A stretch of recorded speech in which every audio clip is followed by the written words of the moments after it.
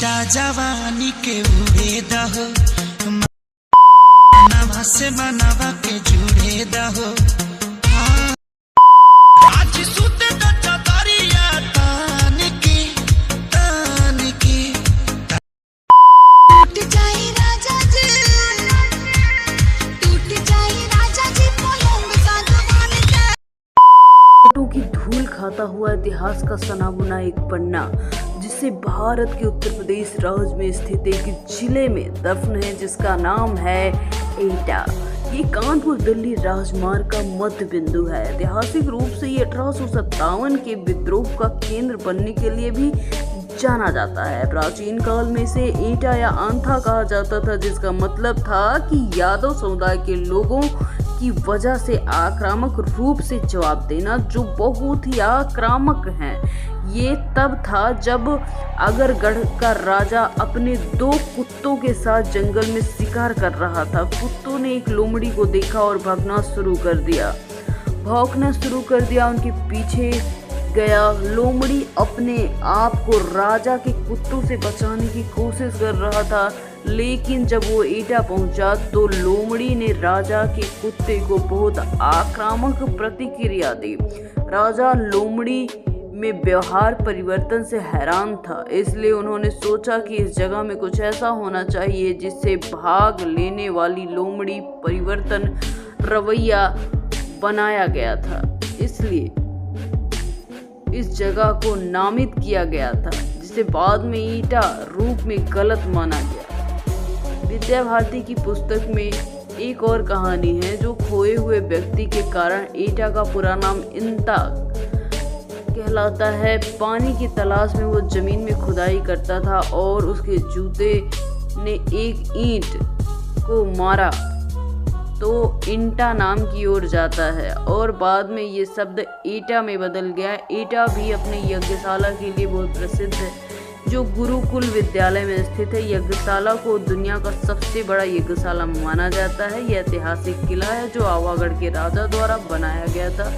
आवागढ़ एक जगह है जो एटा से 24 किलोमीटर दूर है। एटा के पास भगवान शिव मंदिर को कैलाश मंदिर के नाम से जाना जाता है, जो कि बहुत ही ऐतिहासिक दृष्टि से महत्वपूर्ण है। अमीर खुसरो पटियाली एटा में ही पैदा हुए थे और उर्दू के सबसे अच्छे कवियों में से एक माने जाते थे। उत्तर प्रदेश में कहा जाता है कि 24 आर्थिक रूप से जिलों में से एक और पिछड़ा क्षेत्र अनुदान नीति कार्यक्रम को धन प्राप्त करने वाला एटा जिला माना जाता है। इसके साथ ही इससे पहले कासगंज जिले के हिस्से के रूप में जाना जाता था, जो कि 15 अप्रैल 2008 को एटा जिले से अलग हो गया। प्रमुख फैक्ट की तो ये अलीगढ़ प्रभाग का हिस्सा है। मुख्यालय एटा ही है। क्षेत्रफल की बात की जाए तो 2651 किलोमीटर स्क्वायर है। वहीं जनसंख्या 2011 के हिसाब से 17,61,152 है। साक्षरता की बात की जाए तो 73.27% है। पेटी बांध लीजिए, क्योंकि आज हम पूरे एटा का वर्चुअल टूर घर बैठे करने वाले हैं। यूपी का एटा जिला अलीगढ़ डिवीजन का हिस्सा है। आगरा से करीब 85 किलोमीटर दूर स्थित है। इस जिले में कई ऐसी जगह है जो आपके मन को मोह लेगी।